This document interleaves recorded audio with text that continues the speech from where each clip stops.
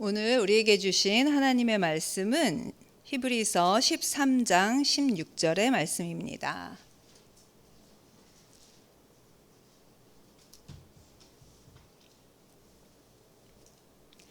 네, 찾으셨으면 함께 봉독하시겠습니다. 오직 선을 행함과 서로 나누어 주기를 잊지 말라.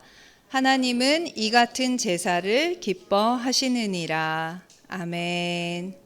할렐루야. 이른 아침 새벽 예배 자리에 나오신 성도님들을 사랑하고 축복합니다. 즐거운 추석 보내셨죠? 또 우리 여성분들은 또 음식 하시느라고 많이 힘드셨을 텐데요. 추석이 지나고 나니까 2024년이 이제 얼마 안 남은 것 같아서 좀 마음이 바쁜 또 마음이 듭니다. 12월이 되어서 한 해를 뒤돌아볼 때 하나님의 은혜가 2024년도 우리에게 정말 가득했음을 간증하는 일이 많아지면 좋겠습니다. 오늘 저는 사랑의 기술이라는 제목으로 히브리서 13장을 나누려고 합니다. 사랑의 기술은 에리 프롬이라는 그런 사람의 저서의 제목이기도 합니다. 이 사람은 독일 태생의 정신분석학자이자 사회철학자이기도 한데요. 이 책에서 그는 사람들이 사랑에 대해서 한번 생각해 보라고 하면 내가 얼마나 많은 사람을 진심으로 사랑할 수 있을까? 내가 가진 사랑의 능력이 얼마나 될까를 생각하기보다는 어떻게 하면 내가 사람들로부터 많은 사랑을 받을 수 있을까라는 문제에 더 집중하는 경향이 있다고 말하면서 이것은 사랑의 본질과는 조금 거리가 멀다고 이야기를 하고 있습니다. 또 우리가 사람들이 사랑에 대해서 가지고 있는 가장 큰 오해 중에 하나는 사랑이라는 것이 아무 노력 없이 어떤 특정한 대상을 보고 자연 발생적으로 생기는 그런 특별한 감정으로 생각하는 것인데요. 이게 바로 우리가 흔히 말하죠. 눈에 콩깍지가 씌었다 라는 말 하죠. 그런 종류의 사랑입니다. 그런데 에리 프롬은 이런 종류의 사랑 역시 너무 유효기간이 짧아서 진정한 사랑이라고 보기 어렵다고 이야기하고 있습니다. 여러분은 주위에서 진정한 사랑을 보신 적이 있으실까요? 내가 사랑할 만하지 않을 때도 나를 사랑해 주시고 또 한때가 아니라 지속적으로 변함없이 나를 사랑해 주시는 부모님에게서 아마 진정한 사랑을 느끼신 적이 있으셨을 것입니다. 그러나 세상의 모든 부모님들이 자녀에게 진정한 사랑을 줄 수 있는 것은 아닙니다. 만약에 그 부모님이 어릴 적 또는 그 삶의 과정 중에서 어떤 상처를 겪었다면 그 상처 때문에 왜곡된 사랑으로 자녀를 더 힘들게 만들 수도 있기 때문입니다. 그런 점에서 저는 예수님만큼 진정한 사랑의 본을 보여주신 분은 없다고 생각합니다. 로마서 5장 8절은 이렇게 말합니다. 인간을 지으신 하나님께서 그 하나님의 사랑을 확증하시기 위해서 우리가 아직 죄인 되었을 때 하나님의 그 귀한 아들 독생자 예수를 우리에게 보내주셨다고 이야기를 하고 있습니다. 하나님께서는 우리가 사랑할 만해서 우리를 사랑하신 것이 아니라 죄인인 우리를 품으실 정도로 사랑하는 능력이 크셨기 때문에 예수님을 이 땅에 보내주셨다는 것입니다. 히브리서 13장 11절과 12절을 함께 읽어보시겠습니다.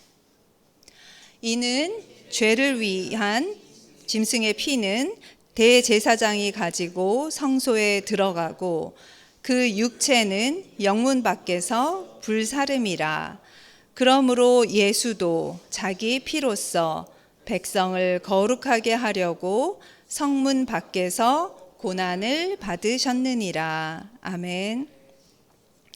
예수님께서는 거룩한 대제사장이실 뿐만 아니라 동시에 우리의 더러운 죄를 짊어질 제물이 되신 분이십니다. 우리가 거룩해지는 대가로 예수님께서는 거룩과는 거리가 먼 성문 밖에 있는 그 골고다 언덕에서 다른 죄인들과 함께 십자가에서 돌아가셨습니다.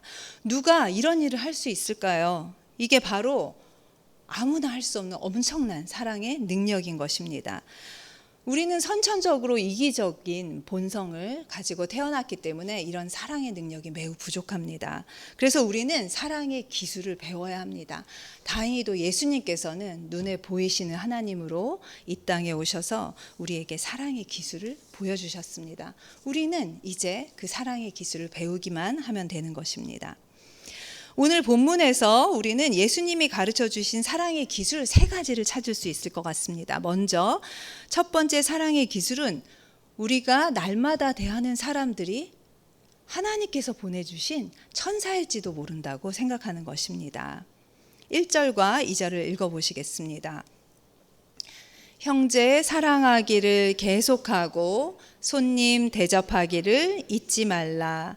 이로써 부지 중에 천사들을 대접한 이들이 있었느니라. 아멘. 나와 함께 피를 나눈 형제일지라도 성격이 맞지 않아서, 아니면 나보다 너무 잘나서, 아니면 나보다 너무 못나서 형제와 사이가 좋지 않을 수 있습니다. 이렇게 형제도 사랑하지 못하는데 난생 처음 보는 그 손님을, 지나가는 사람을 어떻게 사랑할 수 있겠습니까? 만약에 어떤 손님이 왔는데 그 손님이 아주 초라한 행색을 가지고 있다면 혹시나 우리에게 뭘 달라고 할까 봐서 우리는 무서워서 그를 대하는 우리의 태도가 좀 차갑고 또 인색할 수도 있을 것입니다.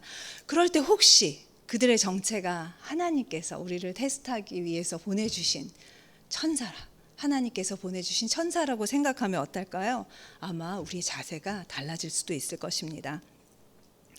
실제로 아브라함은 그렇게 했습니다. 집 앞을 지나가는 3사람이 있었는데 그 3사람을 보자마자 얼른 달려가서 그들을 영접합니다. 그리고 그들의 발을 씻어주고 얼른 가루로 떡을 만들어서 구워서 떡을 대접합니다. 아브라함이 손님을 환대했다가 부지 중에 천사를 대접한 것이었습니다.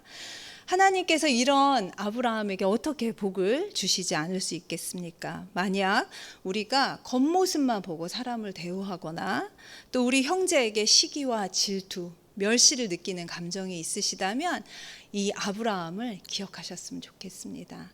우리가 하나님이 보내주신 천사를 잘 대접해서 하나님께 많은 복을 받는 그런 사람이 되기를 원합니다.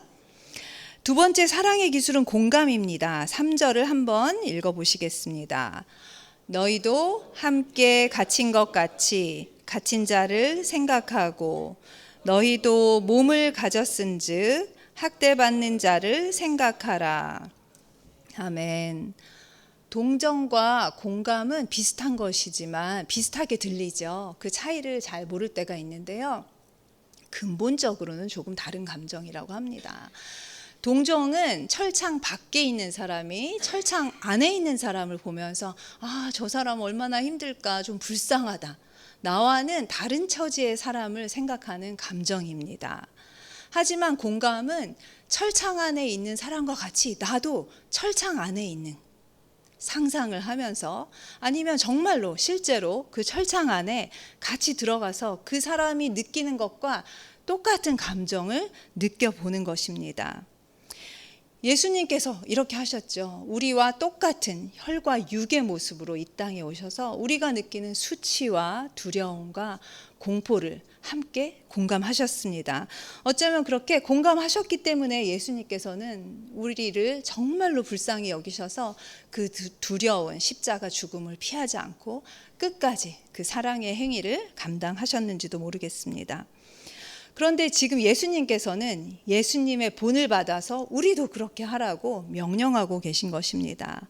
먼저 본을 보여주신 그 예수님의 명령에 순종하시는 여러분 되시기를 소망합니다. 마지막 사랑의 기술은 자족하는 것입니다. 5절을 읽어보시겠습니다. 돈을 사랑하지 말고 있는 바를 족한 줄로 알라. 그가 친히 말씀하시기를 내가 결코 너희를 버리지 아니하고 너희를 떠나지 아니하리라 하셨느니라. 아멘. 우리가 돈을 사랑하는 이유는 돈이 우리를 지켜준다고 믿기 때문입니다.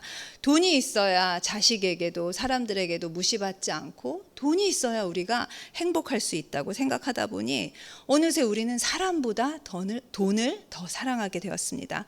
그렇다 보니 한정되어 있는 돈을 내가 더 많이 가지기 위해서 남과 경쟁해야 하고 때로는 남을 미워하기도 하는 것입니다. 그러나 오늘 말씀에서 예수님은 저희에게 약속하셨습니다. 절대로 우리를 떠나지 않으시겠다고, 우리를 지켜주시겠다고 약속하셨습니다. 그러니 많으면 많은 대로, 적으면 적은 대로 가진 것에 만족하라고 말씀하고 계신 것입니다. 내가 만족스러울 때 내 안에서 사랑이 솟아날 수 있습니다. 다른 사람을 품을 수 있는 여유가 생기는 것입니다. 말씀을 맺겠습니다. 오늘 하루 만나시게 될 사람들을 하나님이 보내주신 천사라고 생각하시면서 잘 대접하시기를 바랍니다.